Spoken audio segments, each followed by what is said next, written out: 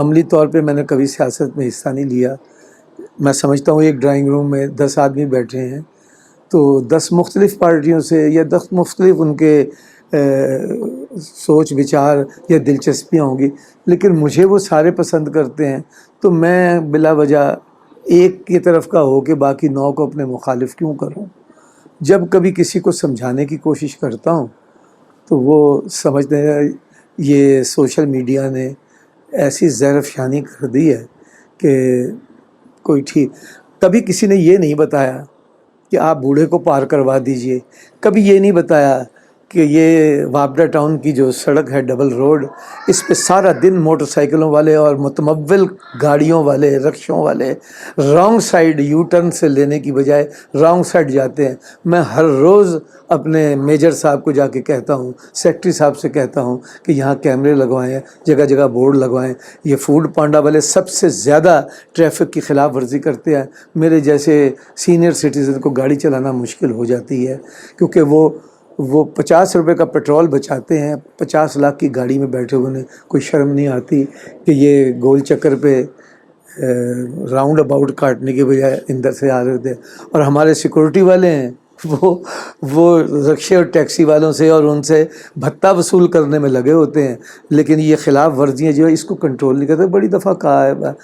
تو اگر کوئی میں نے فیس بک پہ بھی بہت دفعہ لکھا ہے، سی ٹی او صاحب کو لکھا ہے کہ آپ کا ٹریفک آفیسر پرلی طرف جو کھڑا ہوتا ہے اس طرف کھڑا ہو جو آئے تو آپ کو زیادہ پیسے وصول ہو سکتے ہیں چالانوں کی صورت میں. ادھر کیمرہ لگائیں جہاں قانون کی خلاف ورزی ہو رہی ہے.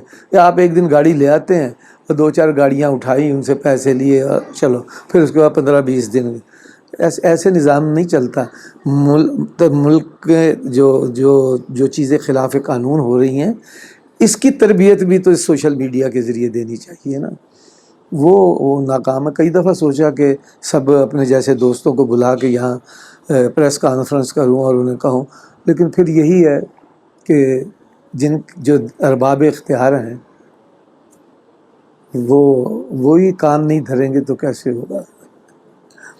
یہ میں نے بڑی مشکل سے ویڈیو بنا کے پیش کی وابڈا ٹاؤن والوں کو کہ دیکھیں مسجد سے نکلتے سامنے اتنا گندگی کا ڈھیر ہے کہ آپ کا بورڈ جو یہ بتاتا ہے اس طرف اتنے نمبر، یہ سارے گل گئے. یہ انہوں نے بڑی مہربانی فرمائی، صفائی کی، سب کچھ ہوا. ایک صاحب نے اپنا گھر بنانے کے لیے پورا باتھ روم ہی باہر بنا دیا ہوا تھا، اس سے ڈیڈ اینڈ پیدا ہوتا تھا. وہ اس کی بھی ویڈیو دکھائی، وہ بھی کر دیا. اب پھر مالی حضرات، یہ مالیوں کا گھر نہیں ہے، میرا گھر ہے، مجھے اس کی صفائی کرنی ہے. یہ کام والیوں کا بھی گھر نہیں ہے، وہ ستو قتلے سے ادھر سے آتی ہیں، وہ آئی ہیں اور سامنے کوڑا پھینک دیتی ہیں. 60 ڈسٹ بن رکھا. تو یہ چیزیں کون سکھائے گا؟ یہ چیزیں کون تربیت دے گا؟ ساری دنیا نے تو ایکٹر نہیں بن جانا نا کہ ہم سینئر جو ہیں ان کو بتاتے رہیں. لیکن یہ ساری دنیا جو ہے یہ کہیں نہ کہیں زندہ تو رہتی ہے، کہیں ان کی بود و باش تو ہے. یہ کم از کم وہ ایک نجس جانور ہے، اس کے بارے میں مشہور ہے کہ وہ بھی جہاں بیٹھتا ہے وہ اپنی دم سے جگہ صاف کر کے بیٹھتا ہے. ہم انسان ہوتے ہوئے اپنے علاقے میں گند ڈال رہے ہوتے ہیں، گندگی پھیلا رہے ہوتے ہیں. اس کا بھی تو کوئی انتظام ہونا چاہیے. ہم وہ نسل ہیں جس نے پچھلی صدی بھی دیکھی ہے. ہمارے بعد ظاہر ہے جو چیزیں ہم دیکھ چکے ہیں وہ کبھی بھی اگلی نسل کو نہیں آئیں گی. ہم بھی کتابوں اور آرکائیو میں محفوظ ہو جائیں گے اور ان کے لیے اور نئی سے نئی آ جائے گی چیز. جیسے ابھی میں نے ایک نیشنل اینتھم کی ایک شارٹ فلم میں کام کیا، 7 منٹ کی تھی. تو اس میں یہی تھا کہ ابو الاثر حفیظ جالندھری صاحب نے ترانہ لکھا پاکستان کا. کمپوز کس نے کیا؟ ہمارے 80% لوگوں کو نہیں پتہ کہ جناب غلام علی چھاگلا صاحب نے اسے کمپوز کیا تھا. ایسے بہت سی چیزیں. اب کسی سے پوچھو یار 23 مارچ کو کیا ہوا تھا؟ 23 مارچ کو پتہ نہیں جی، کوئی ورلڈ کپ ہوا تھا.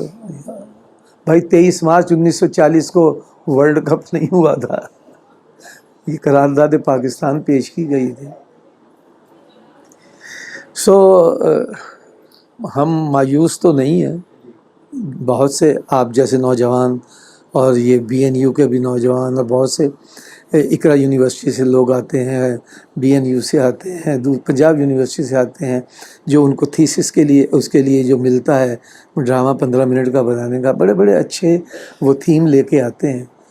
لیکن ان کے پیش نظر بھی یہی ہوتا ہے کہ کسی طرح یا باہر کے ملک چلے جائیں یا کسی چینل پہ جاب کر لیں, کیونکہ نہ کوئی سرپرستی ہے, نہ ان پہ کوئی اعتبار کرتا ہے, نہ کوئی ادارے ایسے ہیں, اور بس 2-2 ہزار روپے میں بھکاری بناتے جا رہے ہیں.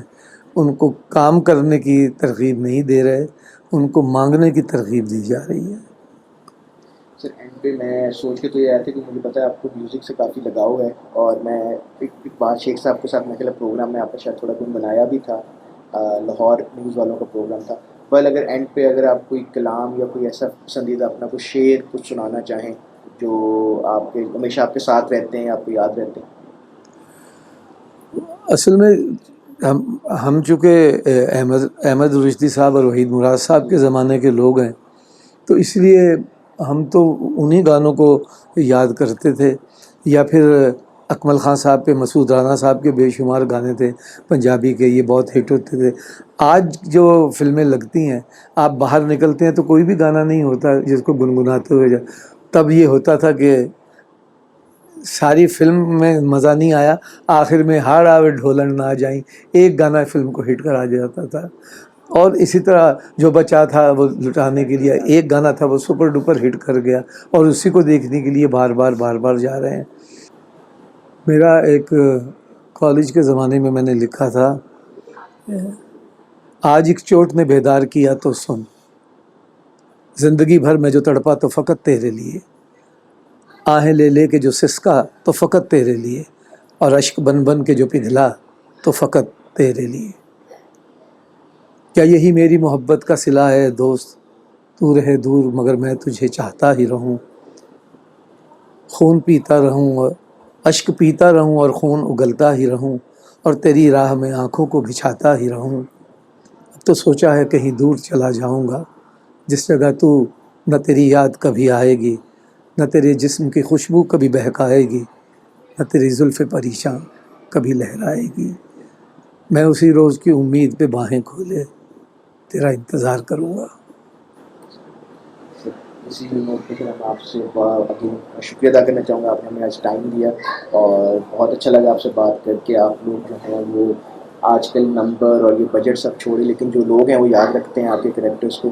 مجھے میرے والد صاحب نے جیسے بتایا, میں نے کہا سر سے تو ضرور میں نے بات کرنی ہے. تو لوگوں کا پیار عقیدت کے حد تک جو ہے وہ آپ لوگوں کے ساتھ ہے اور ہمیشہ رہے گا, اور آپ لوگوں کی جو خدمات ہیں اور جو آپ لوگوں نے سکھایا ہے سکھا رہے ہیں, اس کا جو ہے نیم بدل ہمارے پاس نہ تھا نہ آگے آئے گا. سر ون سیکنڈ بہت شکریہ جی ٹائم دینے کے لیے. بہت شکریہ.